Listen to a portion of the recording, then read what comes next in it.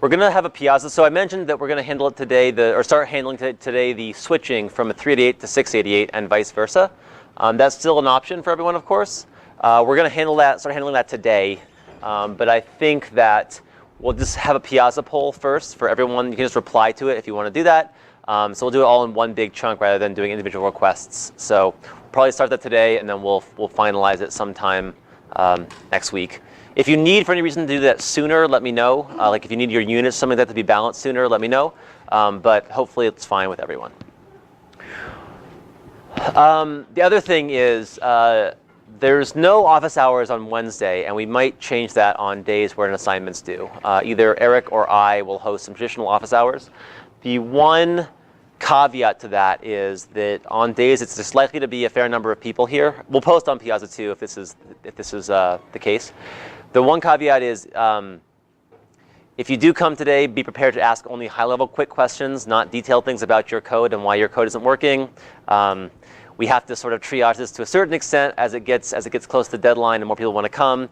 So if you do need help about specific code, we just recommend you start a little bit sooner or take a late day or two this time around, and then next time start a few days earlier and then get help at an earlier office hour. At earlier office hours, there's usually typically enough time, other than yesterday, but before yesterday, there's typically enough time to ask about your code, and you can still, of course, post on Piazza. We're also going to try to be answering those as quickly as we can today, but to the extent that we can.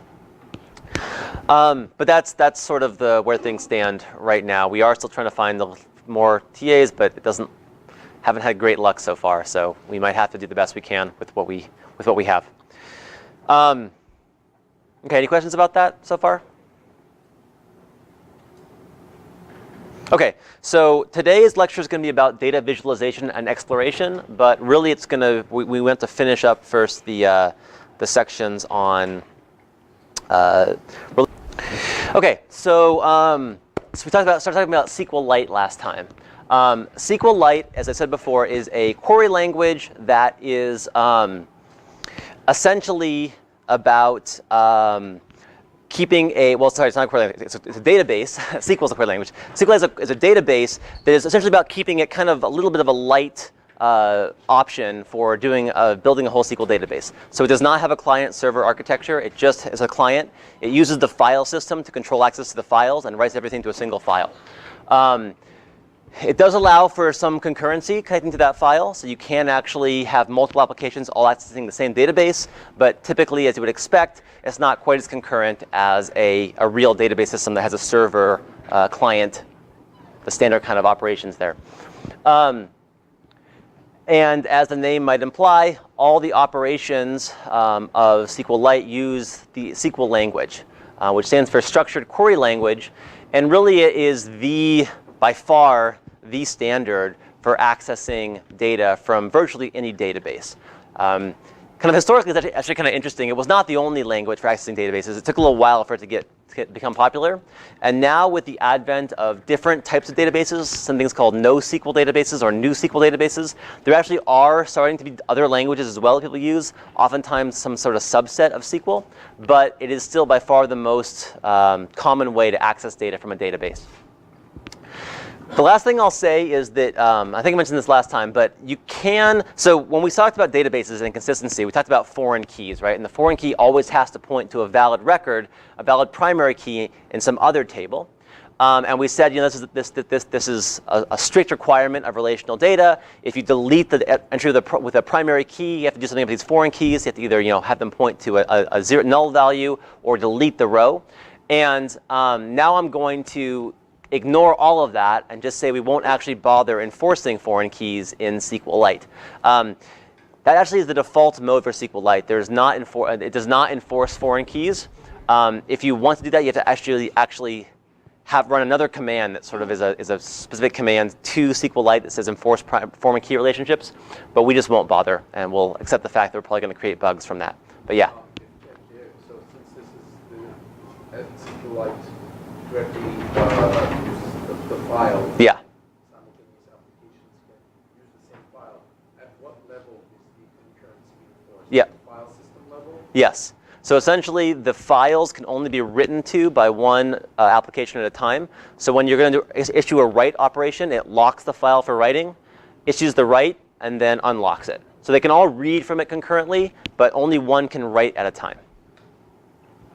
And there are nice ways of handling, like you won't start reading while a record's changing. You won't get corrupted results or anything like that. It will do locks properly. All right, so let's just run through a few examples on how you issue some basic commands. And then we'll talk in the second part here about probably the most common type of query beyond just getting the raw data that you're going to execute in a database. And these are join queries. So we'll talk about a few different types of join queries that you can do both in Pandas and in SQL. So here is the sort of boilerplate code for how you connect to or create a database in SQLite. So you import the module, SQLite 3. You create a connection with the SQLite.connect command, and you specify a file there. In this case, people.db, because our database is about storing people. Our simple example we've used so far is about storing information on people. If people.db does not exist, it will create the file. So the same command works for creating a database as reading from one. If it does exist, it'll just read from that one. And then after that, you create what's called a cursor, which is, without getting into too much sort of specifics here, it's basically the object you use to actually execute queries on the database. And this is actually a pretty standard paradigm on virtually any database API. Will have this notion of a connection and a cursor. You can actually sometimes have multiple cursors for a connection, but we won't really worry about that. You get a cursor, you'll do your stuff, and you'll close the connection. Okay? So we're really going to just talk about 2 or 3 operations.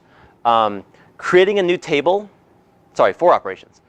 Creating a new table, so creating a relation in the database. Inserting data into that relation or table. Removing data from that relation or table, and then querying information from that data or table. And so the first one is going to be creating a table. And this, I'm not going to go into details of the actual syntax of SQL. You can kind of understand what this is doing here, right? It's creating a table called role.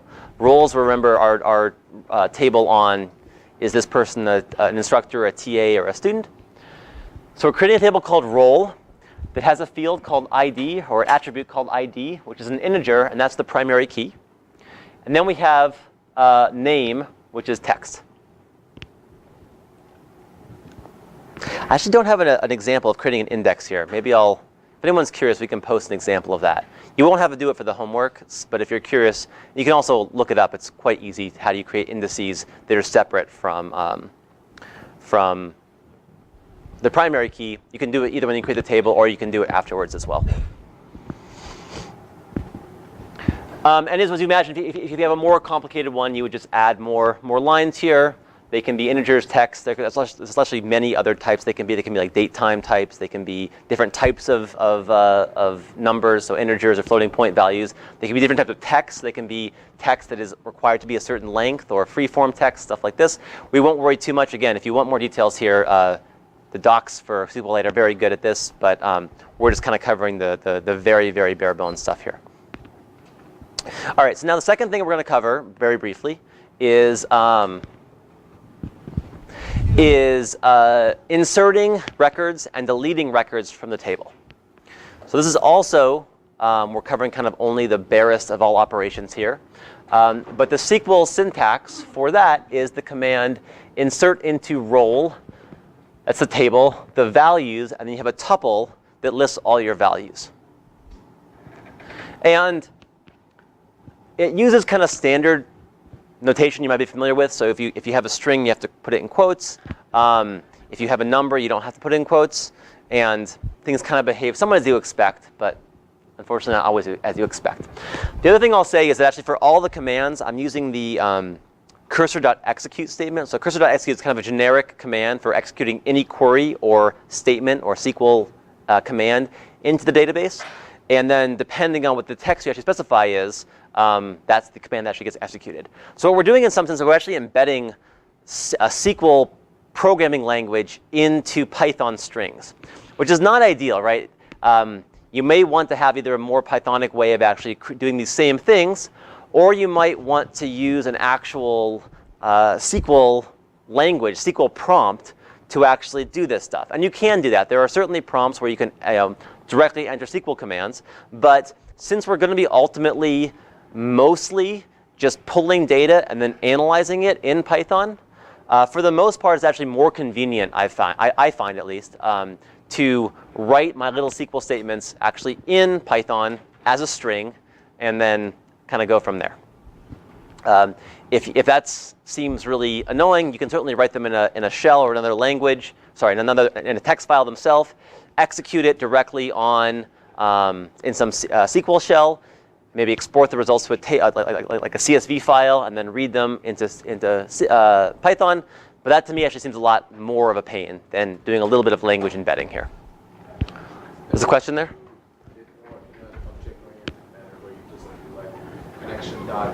Yeah.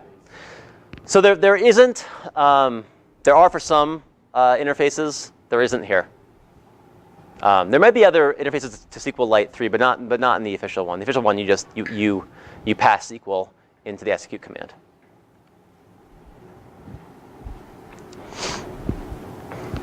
All right, and then so insert. And in general, I try to use the convention. This is all optional, by the way. There's no caps. Well, sorry, table names do have capitalization matters. But in terms of SQL commands, like insert into, those can be capitalized or not. To keep things a little bit readable, I tend to keep my SQL commands all capitalized and my table names and data not capitalized. That's completely choice. You can do however you want in SQL. So these first rows there, enter these first 3 rows into the table. There is also a syntax for inserting multiple rows at a time, but it's not supported by every version of MySQL, or sorry, of SQLite. So we're just going to stick with this sort of more verbose but standard form. So we execute a bunch of these insert statements, and then we make this commit call. This one's actually quite important here. So databases, sort of historically, are what are called transactional, in that you execute a bunch of queries on them, but they aren't really sort of stored fundamentally in the actual file until you call commit. So you basically can do a bunch of operations, but if the user cancels, in the middle of filling out a form or something like that, they aren't actually committed to the table. Right? So they're actually not put in the file. And at any point after you've done a bunch of commands, this can be insert commands, delete commands, create table actually works a little differently sometimes, but insert and delete certainly.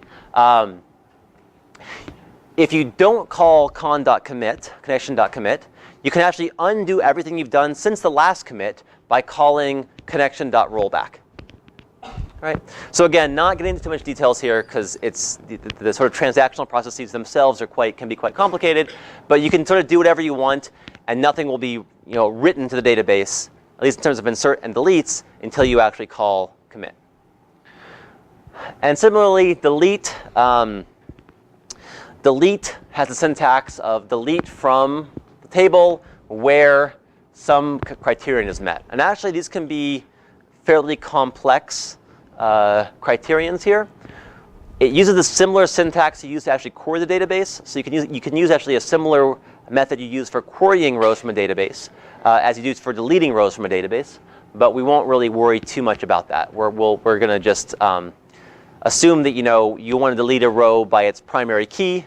So you'll just say where the primary key name is equal to whatever primary key you want to delete. That's pretty a safe way for deleting rows. Yeah. Suppose we want to go back once based on status of what we have executed previously. Is there a way to do that? Sorry, I didn't quite hear the question. If I want to call rollback yeah. based on the status of the previous command I executed, I see. is there a way to do that? Like if it succeeded or not? Yeah. So you can get error commands from all these things, and they actually will throw exceptions to in Python. So you can surround them in a try-catch block, which is actually what you should do, right? Try except block. So you can surround them in a block like that, and if anything goes wrong, you roll back everything, and so nothing happens. That's kind of like the standard way of doing this, so you keep everything kind of in a nice state. Sorry for answering the question again. The question was, can we execute con.rollback depending on the results of those things? And yes, you absolutely can. In fact, the standard way of actually handling transactions is to encapsulate all your updates in a try block, and if any of those throw an exception, you then roll back all your you call con.rollback, and that then puts you in the state where you were before you did it. And only if all of them succeed, then you call con.commit. Yeah?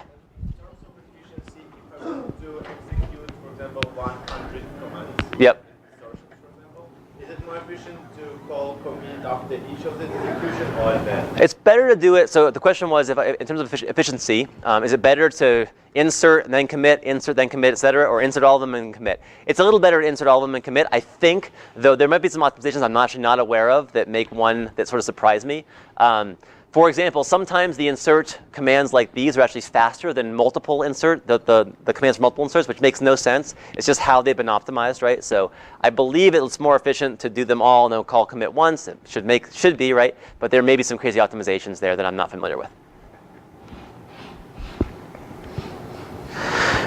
All right, and the last thing we'll talk about for now, before we talk about a little bit more complex queries, is just actually reading a table. Right?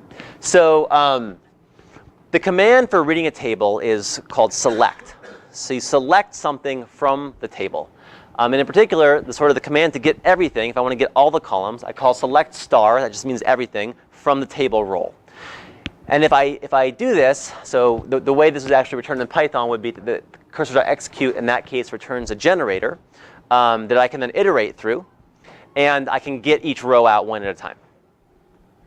Right? Now, this is kind of a pain, I've always thought, right? Because it's, you know, reading them out one by time. I guess you can actually read them out into a list. Also, you can call execute, I think you can call like row, like fetch all or something like this. But if you don't want to do that, or you can even call list, in Python you actually can just call list on the generator itself, and that'll return everything. But if you don't want to do that, what I actually end up doing in practice often is that since I typically work with pandas data frames when I'm actually doing the analysis, you can actually also load directly from a database the results of a query into a pandas data frame. And that goes both for simple queries like that, where you select the entire table, and for more complex ones, which we'll see in a second, where you actually modify your query to only select certain parts. But if we select everything from this, we get a nice data frame with the table in it in a pandas representation. It will not, by default, care or worry at all about primary keys. So if you do want to set one of your pandas indexes to be a column in the table, could be the primary key or something else. Primary key is nice because it's always unique.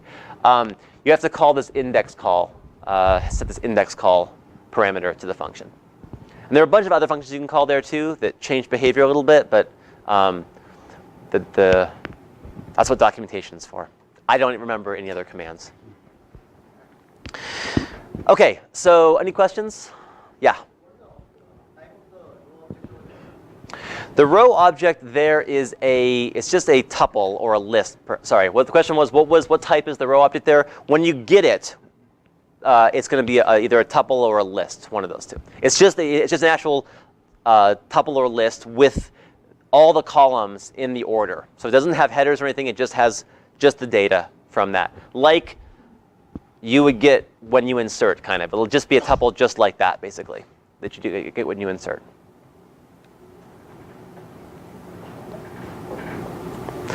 The best way to get to know all this is honestly just to play around with it. Create some tables. Create the tables here. I only give you one table to create here, but you can create the others from the database too. Enter the data in and see what happens. All right, let's talk about joins now, and that'll be actually where we end when we're talking about relational data. So joins and generally kind of queries from a database really expose the power of relational data, right?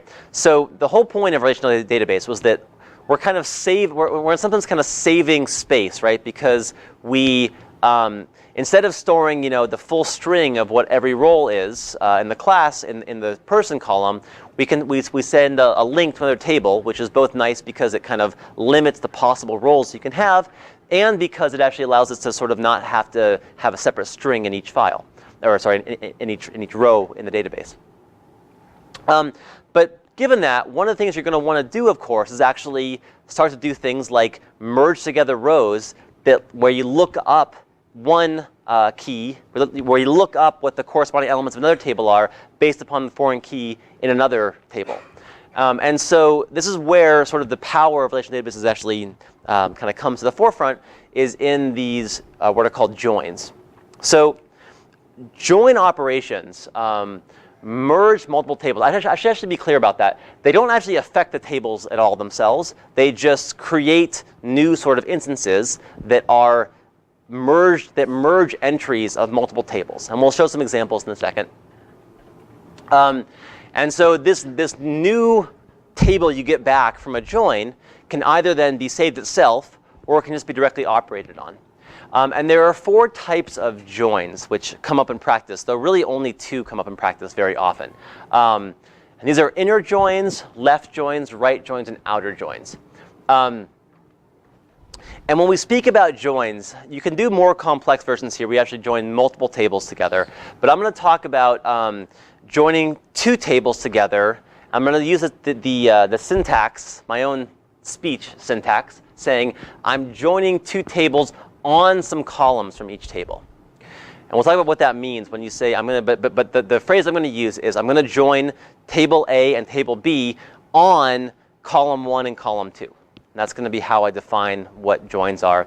And we'll see what I mean by that in a second in terms of the different types of joins return different results depending on what type they are.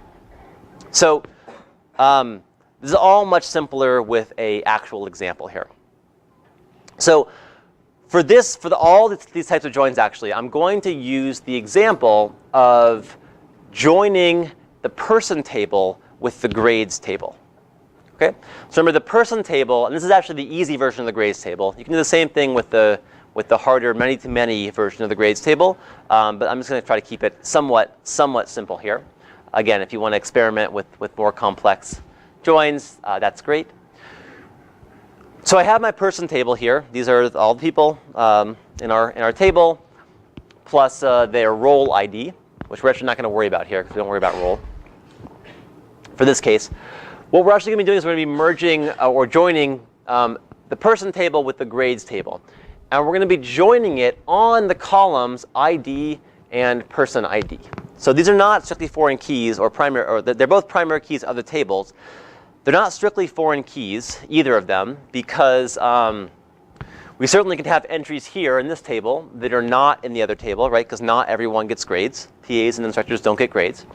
And there's even the possibility, just for the sake of illustration here, you probably wouldn't want to have this, but just for illustration, let's assume that we actually have another person ID. Maybe they were in the course before and they decided to drop, and we didn't update the other table because they aren't true foreign keys. So that we also can potentially have entries here in this table that aren't in this table, at least according to the person ID. Okay? And this case actually will cover pretty nicely all the possible combinations you can get with inner, left, right, and outer joins. All right, so let's first talk about the inner join.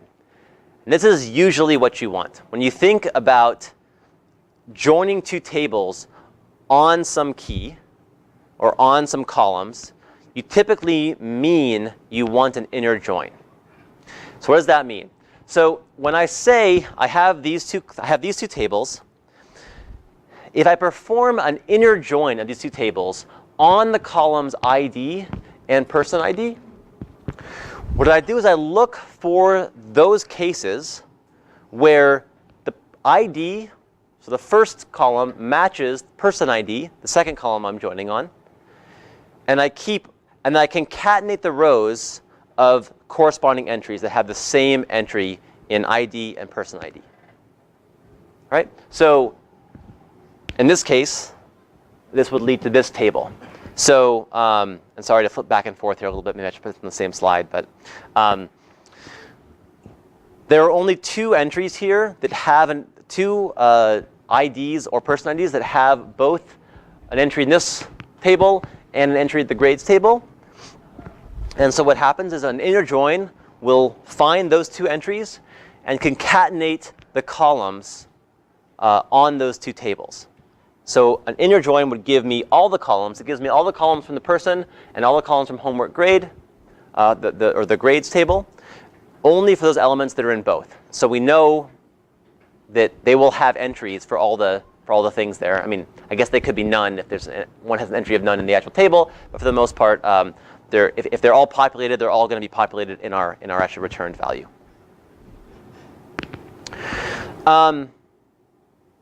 Does that make sense? Sort of what an inner join does there? It's the thing you would think. When you think about find me, the entries in another table that have the same value as this table, what you really mean is find all the entries where they both have an entry in both tables, and give me those ones, the concatenation of those ones. Concatenating the columns, that is. So these both have very simple syntaxes in both Pandas and in SQL. So the first two calls in Pandas there actually aren't necessary. All they are doing here is they're just reading the persons and the grades table. I would definitely, I didn't actually write the code to create those things. I would encourage you all to just create the example from the slides and see what it looks like in both SQLite and Pandas. The call to then join in Pandas is called this merge call. It's a little confusing because there actually also is a join call, which is something you should not use. The join call essentially requires that you join only on some columns. Some columns in one table can't be an index, and columns in another table have to be an index. So it's a little bit it actually kind of limits you.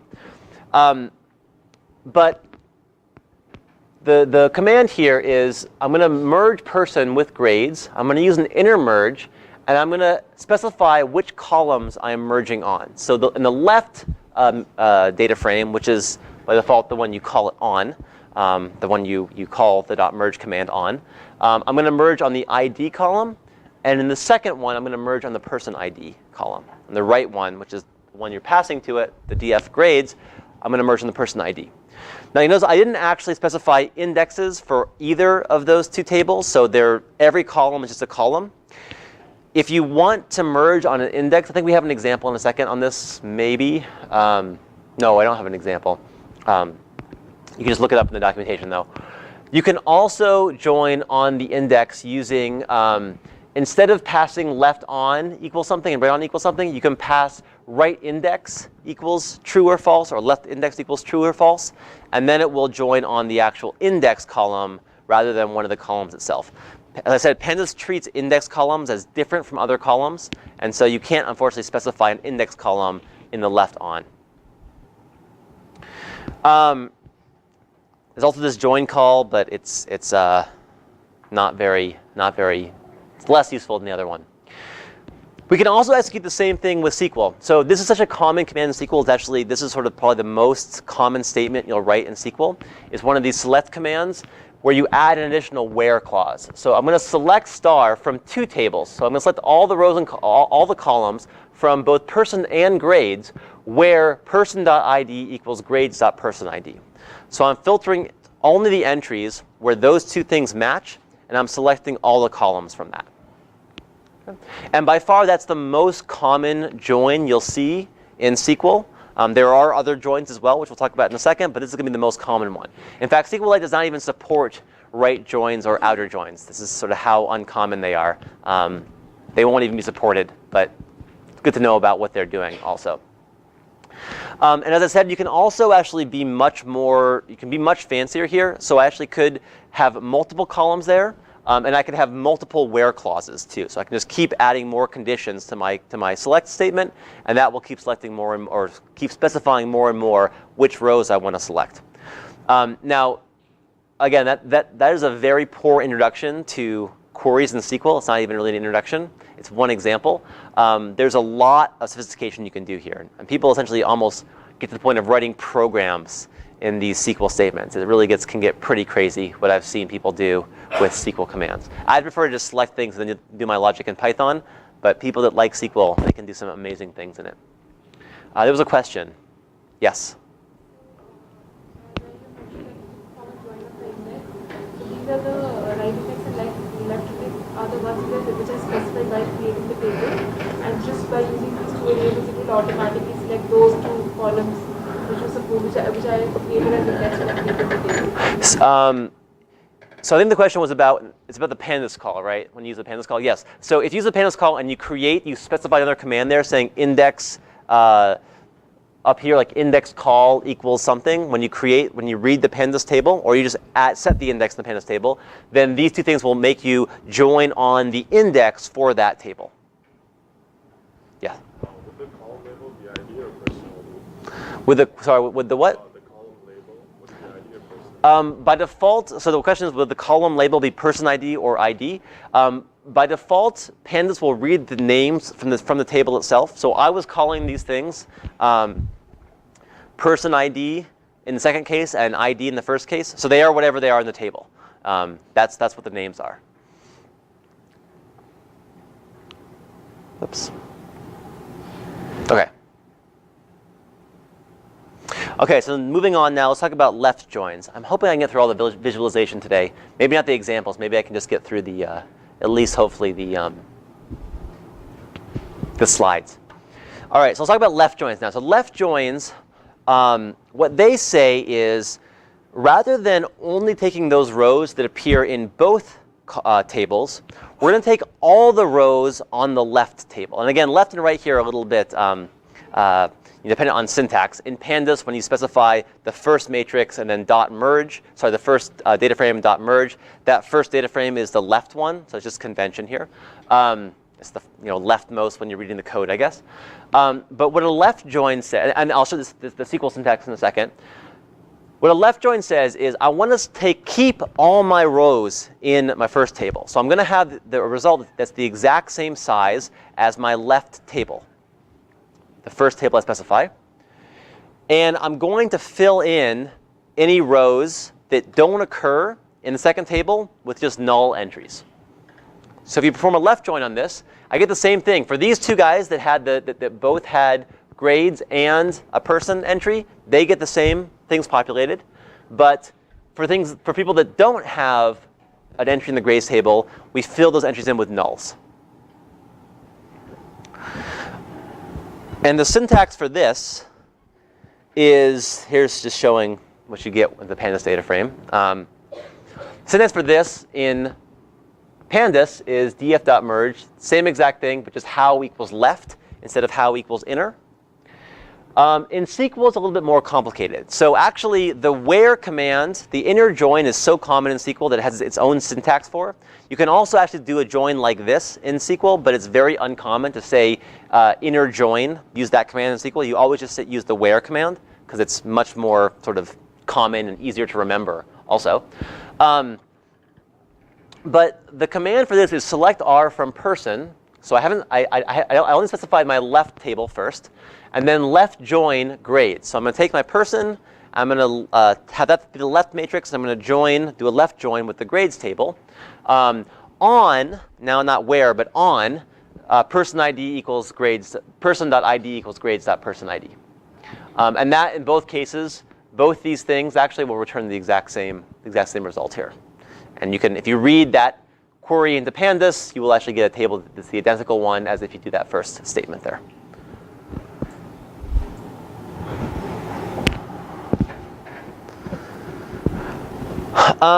Right join is sort of what you would expect. It's just the opposite. It's just as if the second table was the first table. A right join in this case would give you all the entries of the grades table. And for any entry that did not occur in the person's table, you fill in with null values. So I'm going to fill in last name null, first name null, role ID equals null.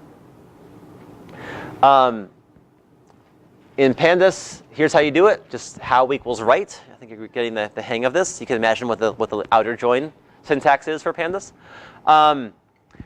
This is actually not supported in SQLite. It doesn't really have to be either, because it's pretty easy. You just do a left join specifying the grades table first, and that will give you the exact same result, just a different ordering of the columns, but it's the same result. So there's no real need for it, but conceptually it's sort of interesting to know kind of which is your left, which is your right table, and which one's being kept, which entries are being kept here. All right, and finally, the last one is an outer join, which also not supported in SQLite. You would have to actually merge the results of two different joins, which is actually kind of a pain. It's sort of too bad this one doesn't exist. But it's less common too, because you often don't want to do this, right? You almost always want the inner join, or you want the left join, because I want to just create a table just like my left one, but with some things populated if they have it, and not populated if they don't have it. It's kind of uncommon to have a sort of a real application use for a true full outer join, but it does exist there. And that just does sort of both, right? So it will take the rows that occur in both, it'll populate them both. The rows that occur in one, it'll fill nulls in with the other. And it does that both ways. So it's kind of the union of the left and right joins. And that's all we're going to say about relational data for this course. So if you want to actually learn about relational data, there's lots of database courses here that are excellent to take. But we're going to basically assume that this will get you the data out of your database you probably already have, and then you can do the actual analysis that we're going to do in this course. Any questions there? So I guess I had a summary slide too, but it's a little bit kind of sparse at this point, maybe. Any questions?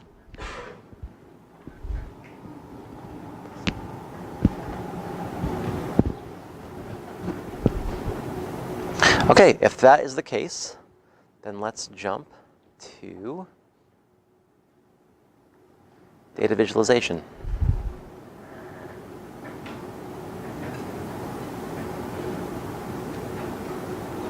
All right, so moving right along. And I made this short, so I hopefully actually can finish in time still. I have 40 minutes, but we'll see. I'm not too optimistic, to be honest. Maybe I just talked too long. I didn't think I had that much information, but maybe I'm just very verbose. All right, so the outline here is we're going to cover first basics of visualization, some sort of philosophical points that I want to make about visualization. Then we're going to talk about different types of data and different types of visualization that go along with it. And I'm going to talk about exactly what I kind of mean by that. It'll hopefully be a lot more clear in a second. But it's very important that you're using the right visualization for the type of data that you actually have. And then finally, if we have time, and I'm almost certain we won't have time here, I have some examples of all the plots, of how to create all the plots that I'm going to show. If I don't have time to go through it, I'll probably just post it on the website. You can go through and generate them all and figure out how to do that. Maybe we'll have like a little video session or something like that, walking through some of them as well. All right, our announcements, we already talked about those. So next, basics of visualization. So I want to make a couple points here that I think are kind of worth mentioning before all of this. So when I think about data visualization, I typically actually think about two very distinct and different things. The first one is what I'll call kind of data exploration visualization. And this is, if I see a data set, if I'm given a data set, the first thing that you want to do always is visualize it. And that's so that you start to understand what that data is actually about. It's hugely, hugely crucial here that you do that. Never start doing analysis. Maybe some very basic stuff. Maybe you can like plot some or compute some means. But don't do anything until you visualize your data and have a sense of what the data is actually about. And that's kind of the first component of visualization, trying to figure out what's going on in the data, often done in conjunction with more sophisticated analysis, but commonly coming back to visualization and kind of interleaving these two things. And the next type, which is actually very distinct from this, and it's important to recognize that this distinction here, is what I'm calling data presentation visualization. And this is, once you've done your analysis and already know what you've found in this data, how do I create something, how do I create a visualization that can convince other people of this same truth about the data? So if I want to put a chart online, right, in like that New York Times article on Olympics, right, or the 538 displays you see on the web page, that's much more the presentation element, right? That's conveying to the user what's actually going on here. And these are very, very different. And I'm going to focus almost entirely on the first one, today at least. We do have a lecture later on, much later, on the second. But I'm actually also, as I say, I'm much less of an expert on that second one either. I'll do my best for the lecture as it comes up, but the first one is the vast majority of what I do is analysis of visualization of data to try to understand the data itself, not to try to present it to someone else. And if there's some good figures that come out into a presentation in the end, that's kind of happenstance, right? Kind of luck across them sometimes. And I should also add that the term data exploration, though, is of course much broader than just visualization. So almost all of what we do in this course actually could be categorized as data exploration until you get to the very, very final part of deploying a learned model or something like this, or actually releasing an application that's visualization. Almost everything we do is actually exploration. So the visualization component is a small part, but an important part of the whole visualization pipeline. And the next thing I want to highlight, I've already said this before, but I'm going to keep drilling this in over the course of the whole semester, because when we actually talk about some data sets and when you actually start doing some more complex analysis, I will try as much as I possibly can to always visualize the data before I do any analysis with it. Because oftentimes you have no idea what you're working with until you take those first steps of looking at the data itself and seeing what it looks like. And this goes for almost any case I can think of. And this is actually one of my sort of pet peeves here about a lot of machine learning. Is that if you're going to build something on, say, if you're going to use some fancy statistical or machine learning algorithm to predict some complex function of your data, never do that. Never try to build, say, a machine learning classifier until you visualize your data. First of all, so visualize it first, and secondly. And this is something that actually sort of is a little bit contentious, but true 99% of the time, is that if you can't see a trend or a pattern in your data, neither will a fancy algorithm. Right? And that sounds odd because we think of these algorithms as being much better than humans a lot of times, right? We all heard about text-to-speech, say, that's like rivaling human performance right now, actually, it's the other way. It's piece of text that's doing better in some domains than humans, or maybe a little bit further afield, like all these board game players, right? That are now they just beat Go, right? So now the computers are better at humans than virtually any full information board game. That's all true, but the reality is, for the most part, for data-driven tasks. So this is actually less true in things like games, but for data-driven tasks. Computers, even with the fanciest algorithms, are almost always, at the very best, as good as a human. You can certainly come up with contrived examples. Like if I take a pixels in an image and I permute them randomly, a computer won't know the difference if you have the right representation, right? So it can classify them well, and humans could never do that, of course. But that's a made-up example. It doesn't actually occur in real life. For almost any actual data problem, and I'll hammer this in again when we talked about machine learning. For any actual data problem, you need to first see the trend or see what you're trying to predict before you start trying to run any algorithm. It will never do better than what you can do if you have the right visualization. So I'm going to harp on that a lot, but it's going to be a common theme throughout this whole class. All right, so let's talk about visualization versus statistics. And here I mean statistics as in the noun, not the field. So like the mean is a statistic. The mean is an example of a statistic, not the whole field of statistics. So why is visualization better than things like the mean or the standard deviation of data, right? Because in some sense, those things, which we haven't really talked about yet, but I assume people know what the mean of a data set is, those things try to capture some summary view of what's going on in the data, right? That's what they're trying to do. So instead of visualizing, why don't we just plot the mean of each dimension, or the standard deviation, or the correlation, or these kind of things, right? This is an example, actually, a student in the class sent this to me. I think it's a clever one, just because it's kind of fun. But the internet abounds with things like this.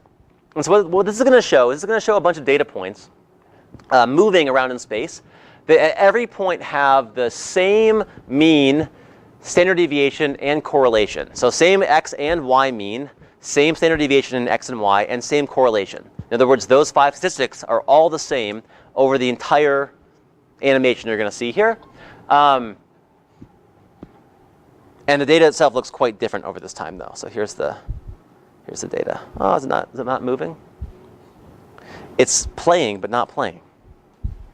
There we go. All right, so it draws a little dinosaur. And this is actually, it's important to know, this is not sort of a, it's very easy to do this, right? And the reason why is it's just a mathematical property. When you think about this data, right, there are however many data points there are, I don't know, 100 or so. Each one has 2 dimensions, right? So that's, say, 200 different numbers that I have. Those 5 numbers are 5 functions of that data, right? It is easy to find a very large number of points that all have the same value for those 5 functions that are actually different points, right? If I talk about 2 points and talk about the mean, I can move them as far apart, as close together as I want. Now that one doesn't allow you to have the same standard deviation, but whatever statistic you have, if you have enough data points, you can find points that have the same statistics while being different data points. This is just a mathematical property, right? You cannot create something other than the full set, the full number of points you have. It would have to have 200 different quantities in order to actually capture that data. And that's why visualization is so crucial here, is that we can view this and get a whole lot of information out of that we could never get out of either these numbers, obviously, or that we would never actually see if we had to plot, or we had to just look at a table of all 200 numbers. Right? And so this is really why it's always important to, humans are amazingly good at visualization, I guess is one way of putting it. And so we should exploit that gift we've been given and use it to try to visualize things in whatever way we can. I mean, of course, there's many different modes of visualization, but whenever we can, we should use that. All right, so let's talk now about data types and visualization types. And this is going to get a little bit into kind of a little bit of theory here. Not too much theory. I mean, it's not theory. It's just sort of the things you learn in like your first stats course. If people remember that. Actually, I'll just put up the types of data we're going to talk about here. Who here has gone through these types in a stats class? Okay, not very many. So like maybe 6. Okay, so that's great actually. I can talk about the 4 types of data there are. And there are, of course, more than these. And some of the differences here, and the names are bizarre, too, just so you're aware. But these are the names people use for them. And the differences here are actually important from a conceptual level. We're going to cover them very high level here, so we're not going to get too detailed. But it's important to know kind of what these are getting at fundamentally. So there are, typically, we think about there being 4 types of data that we consider. Of course, there are other ones that don't quite fit into this perfectly, but there are 4 types of data.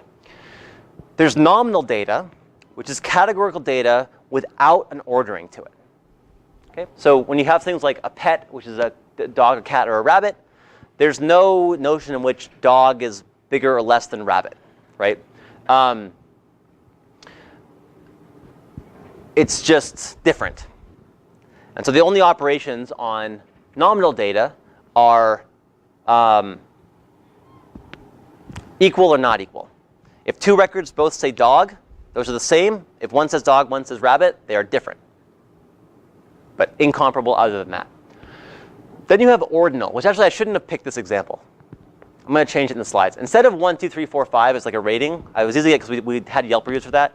Think of it as like very bad, bad, neutral, good, or very good, right? So let me just like virtually replace my my numbers there with those labels.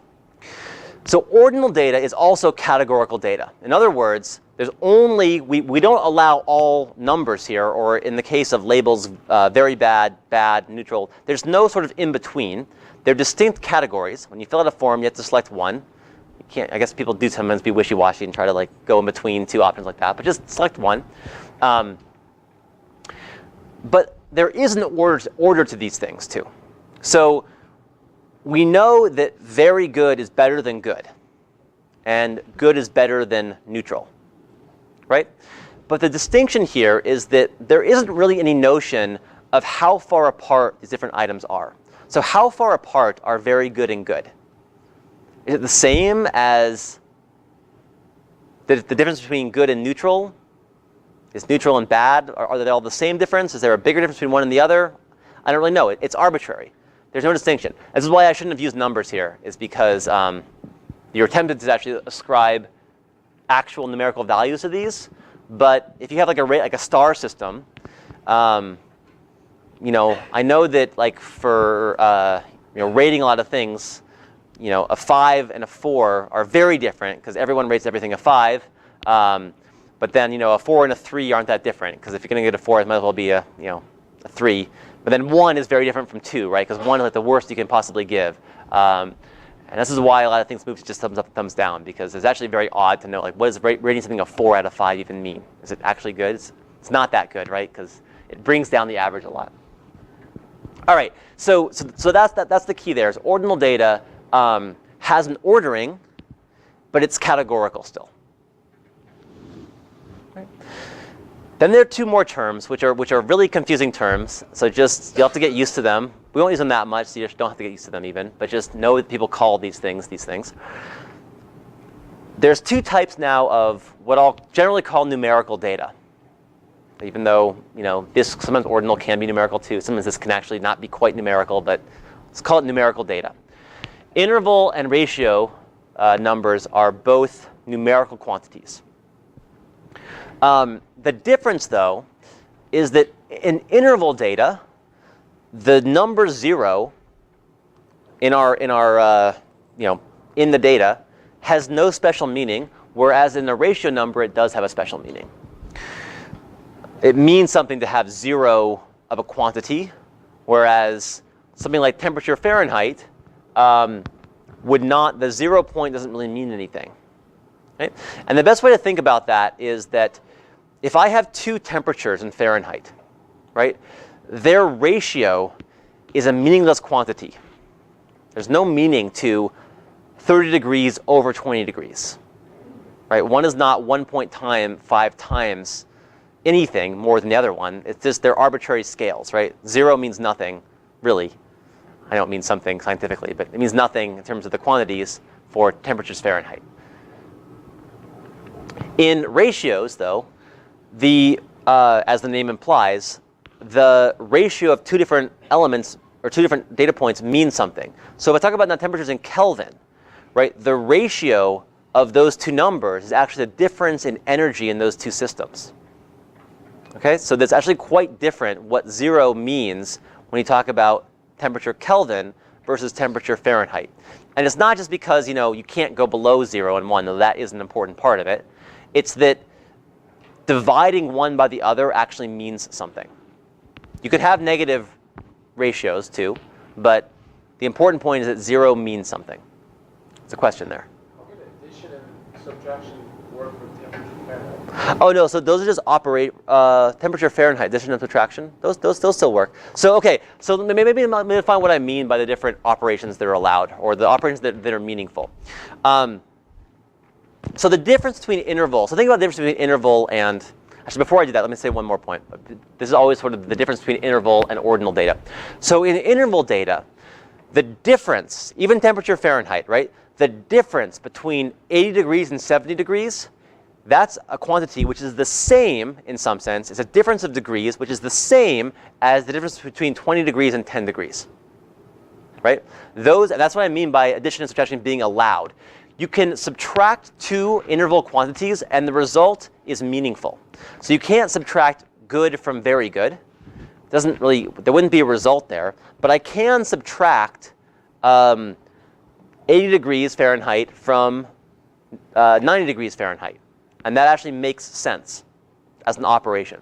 This is why it's called interval. This is where the name interval comes from. Just like the name ratio comes from the fact that it's meaningful to divide things, the name interval comes from the fact that the intervals, relative intervals in between two numbers in interval data are meaningful. Again, this is sort of a little bit, it takes some getting used to, these quantifiers here, but they are worth thinking about. For the most part, we will treat these as one and those as one. Basically categorical or numerical. But really this distinction of, is there a true 0 point and can I order my data those are also very important distinctions to make, and so that's why we break them down into these 4 categories, even if the names are not maybe the best to understand what's really happening here.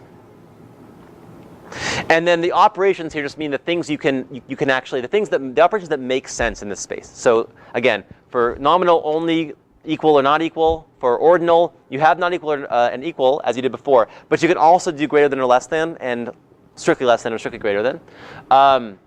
Interval has all the same ones here, but you can also add and subtract, and then ratio has all of those, plus you can also divide. So that's the basic set of things. Yeah? What if there's a 0 point, but it's not 0? Is that allowed? Like in Celsius, you made it 273 or something, it's the same as your Kelvin. Yep. So is that still considered ratio? Because there's a 0 point, it's just an offset? No. So, so the question was the fact that temperature Fahrenheit or Celsius, say, they both temperature Fahrenheit has a 0 point too, right? So the fact that temperature Fahrenheit has a 0 point, it's just not 0. Does that make it okay? And the answer is, does it make it ratio? And the answer is no. It is not ratio because you can't divide the numbers in that unit. You can shift them certainly to make it a ratio, but if the data is in the units of temperature Fahrenheit, you cannot meaningfully divide, and so it's not a ratio.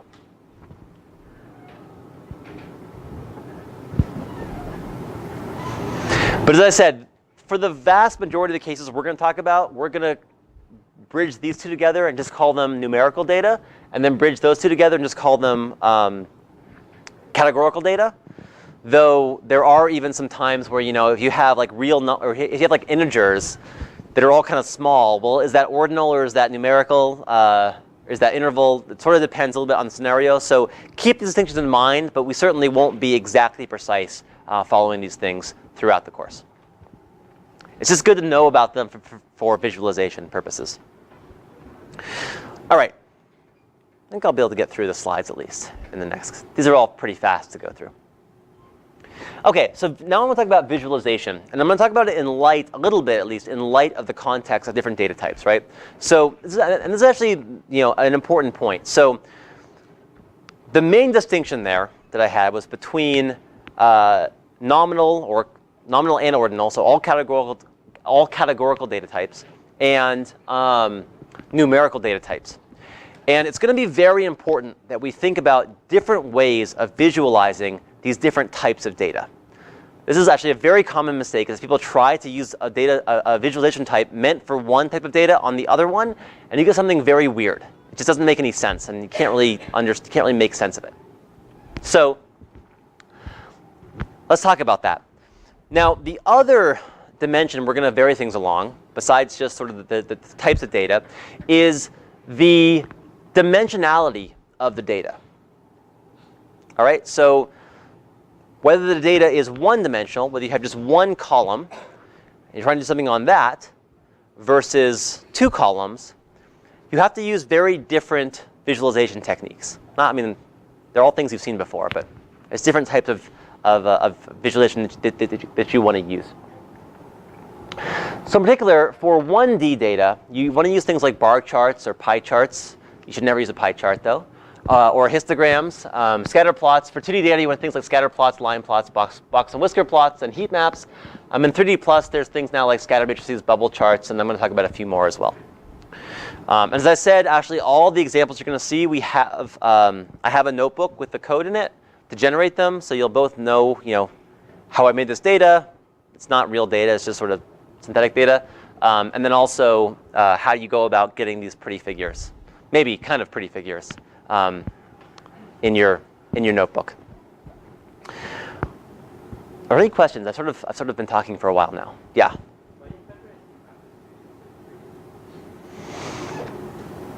That's a good. So I'm going to use heat maps in terms of similar to bar charts in terms of counts or density maps, but I'll get to that a little bit more when I talk about bar charts too, because bar charts are a similar one where you think of it as, well, there's labels and values. That's 2 dimensions, but it's not really. It's not dimensions that I mean here. So maybe I'll get to that. I'll get to that when I talk about bar charts.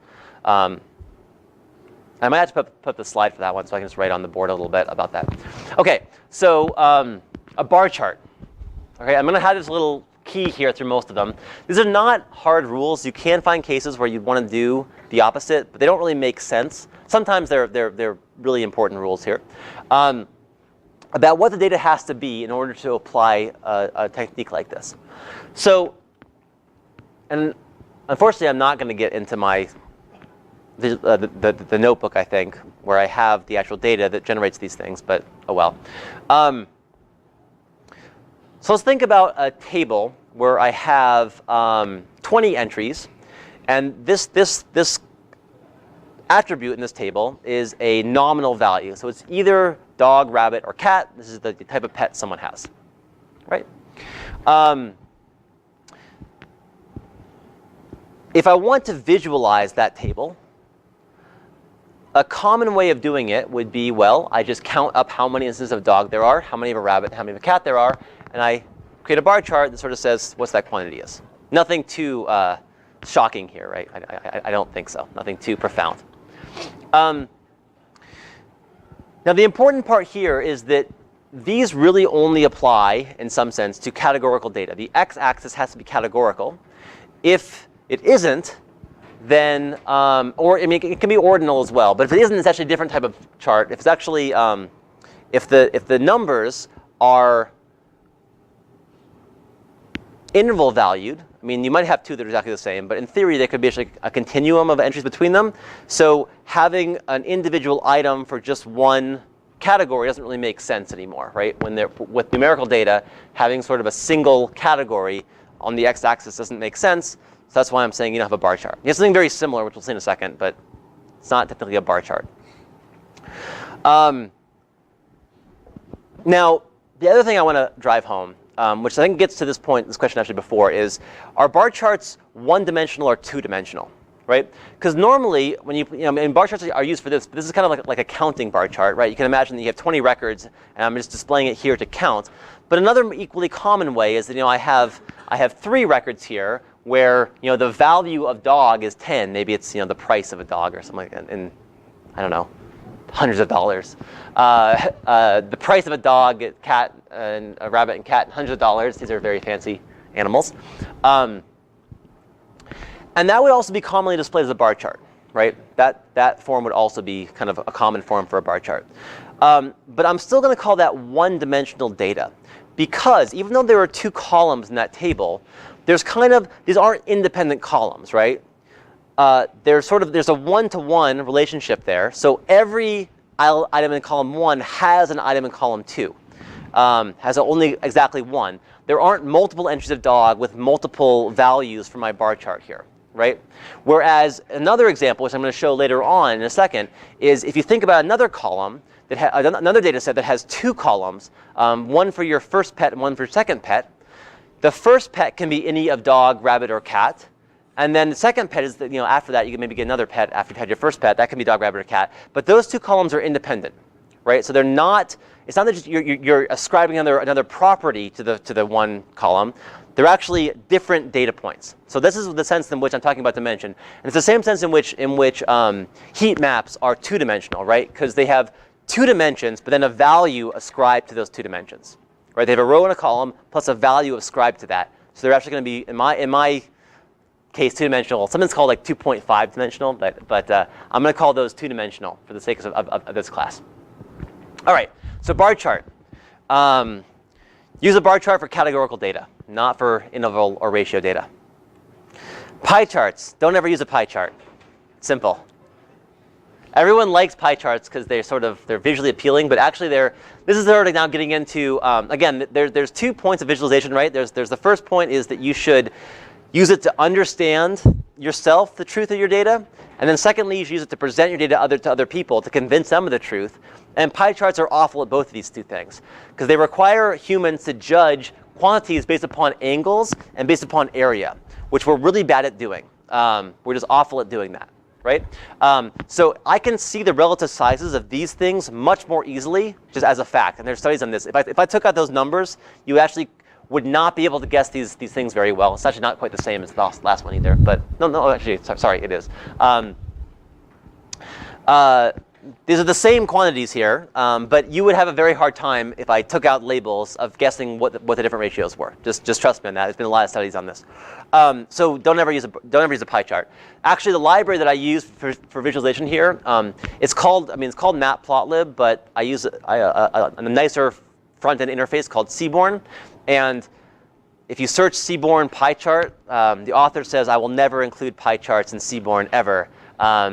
Despite their popularity, he refuses to do it for this exact reason, that they are a really bad actual way of presenting or understanding data. So both for presentation and for yourself, you're going to either fool yourself or you'll fool other people. Don't use a pie chart. OK, and finally, histogram. So histogram is the is the interval and ratio version of the bar chart. And the reason why it's different is that for interval ratio data, this is numerical data now. And so with numerical data, you can actually start talking about grouping or binning different parts of your data space together, right? So in ordinal data, I couldn't talk about like merging two, very good and good, or good and neutral, because we don't have any sense of how far apart those are. But with interval data or nominal data, we know exactly how far apart things are, and intervals are reasonable units.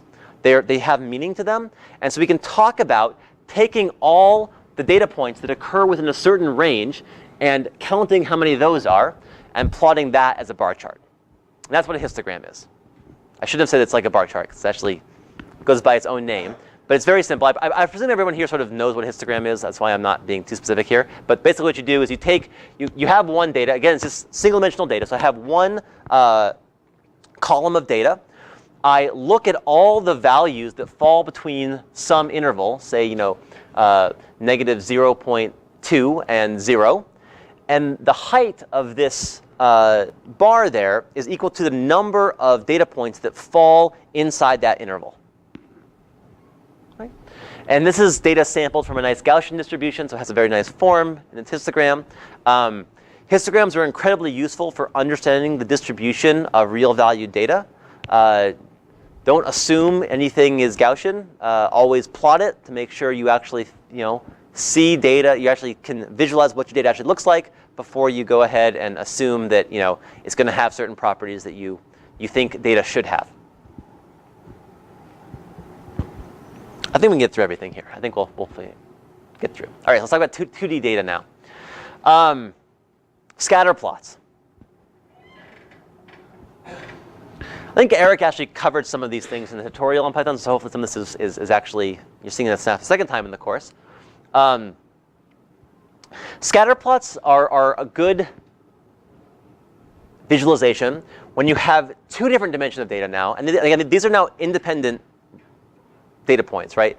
For each data point, I have one of the other. I'm going to violate that a little bit in my next example, but I still think this is probably reasonable to put it there still for reasons I'll talk about in a second. So we have two dimensions here, and they're both real valued here, and we just take every value and we plot it as a point on this 2D space. And they're very useful, right? Because you can sort of get some sense both between the correlation and the relationship between these two variables. This is, again, a completely made-up example, but I'm just taking I think it's a Gaussian in one dimension. You'll see it when I send out the code. But it's a Gaussian in one dimension and a squared function in the other dimension with a little bit of shift. And you can get a sense from this both the relation between the two variables and kind of the relative density of how often different points occur in different areas. Right?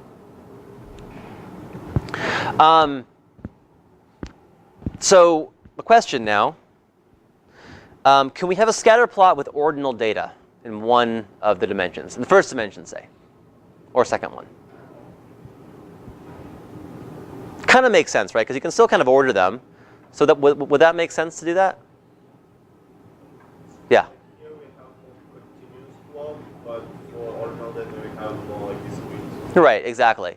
So the answer is sort of no. And why you don't want to do it typically, why you shouldn't do it, is that the data in ordinal are going to be sort of bunched into different groups here. And so what you're going to see is you're going to see sort of a lot of points that overlap. If you have a lot of points in the second dimension, the real dimension, that all have the same first dimension, you're going to kind of have, be like simulating a histogram with a bunch of different points all bunched together, which is not very good. You should actually use a histogram plot or a box and whiskers plot, which we'll talk about in a second. Or there's like something called a violin plot, which I don't have an example of, but you can look that up if you're curious. All right, so my next one's actually kind of a violation of my own rules here. I'm putting it here. I think it kind of fits a little bit better here because it doesn't actually have to be this way. But I'm talking next about a line plot. So a line plot is, so the example I'm giving maybe actually is one-dimensional, but I'll say why I'm still having line plot here. So in a line plot, you have 2 dimensions, but and both have real valued entries, but the ordering of the points is relevant, right? So in a scatter plot, the ordering of points was not relevant. We could put these down as dots anywhere we want in the space. In a line plot, the ordering of the different records that I plot is actually relevant. Now I'm showing a time series here, so this is actually some value that evolves over time, which kind of is actually 1D data according to my last criterion, right? I mean, it actually is, because I have a time value, and then for every time value, I have a separate one unique value, calling it very creatively. This is kind of like, maybe because it could be like stock market data or something like that.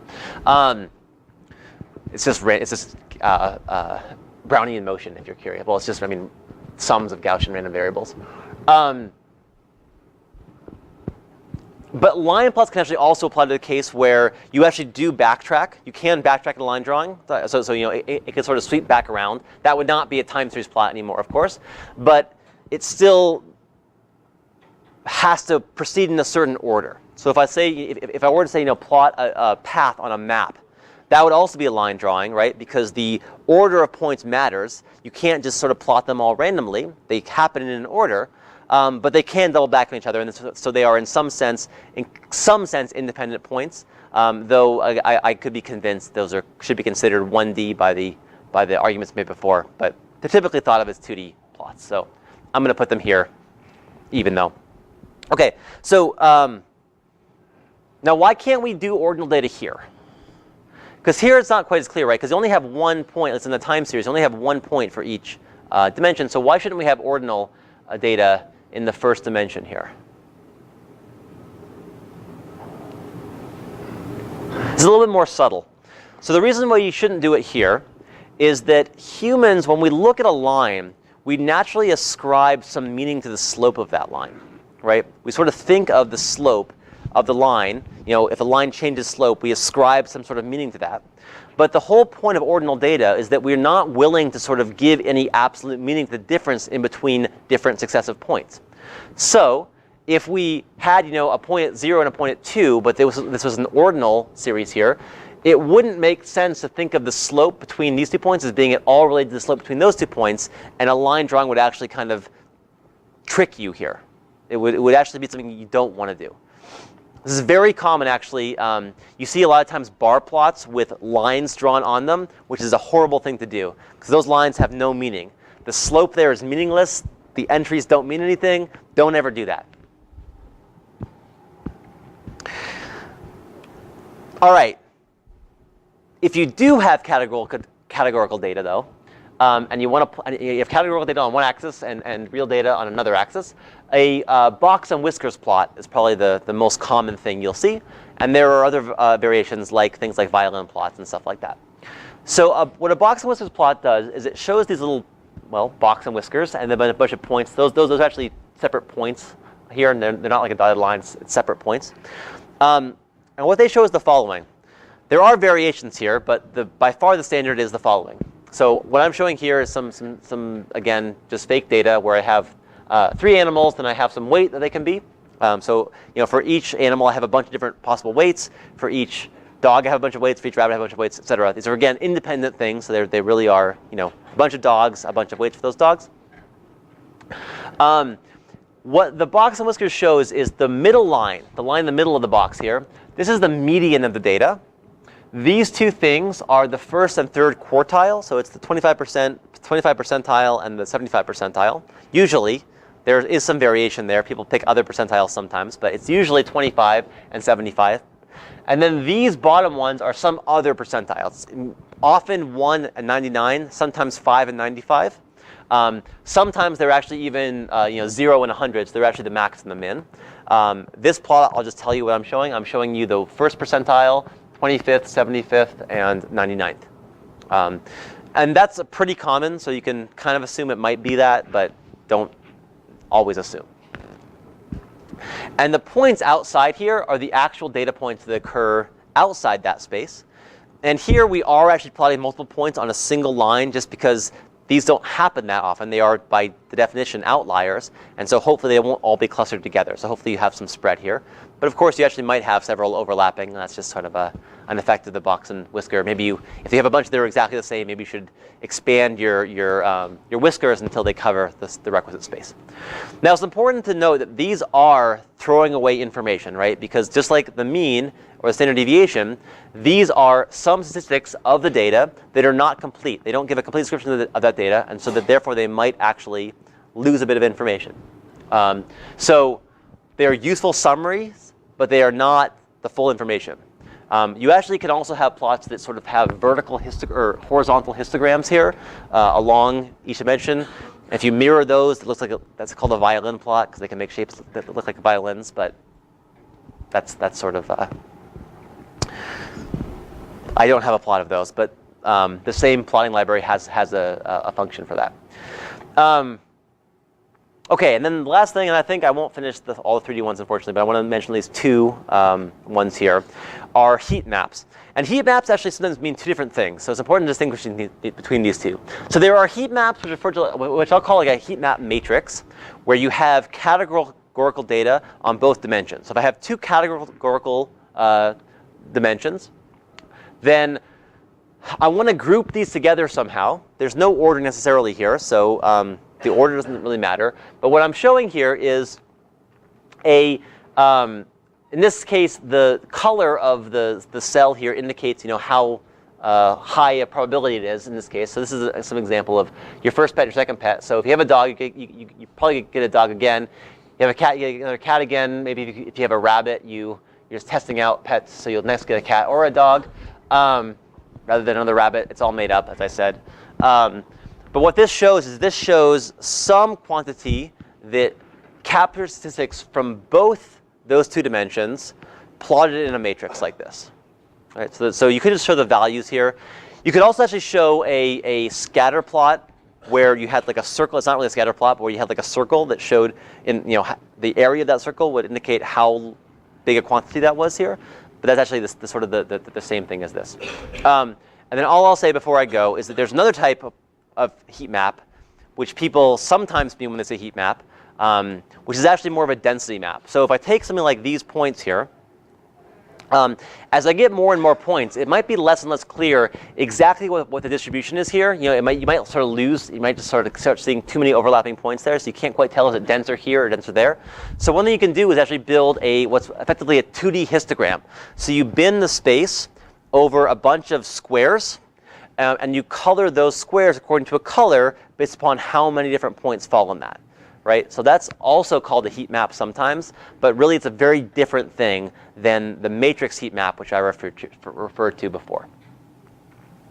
Okay, I'm going to stop there. Next time I'll finish up just on the last couple types of higher dimensional visualization data, and I'll also, if we have time, walk through the code for how I generate all of this, maybe just to make a few points. But I'll also post that online. I think I forgot to post it before class, but I'll post that online when I get back. The Ts will also send out some notes on if there are going to be additional office hours, so check Piazza to see if there are additional office hours if you do want to go to office hours.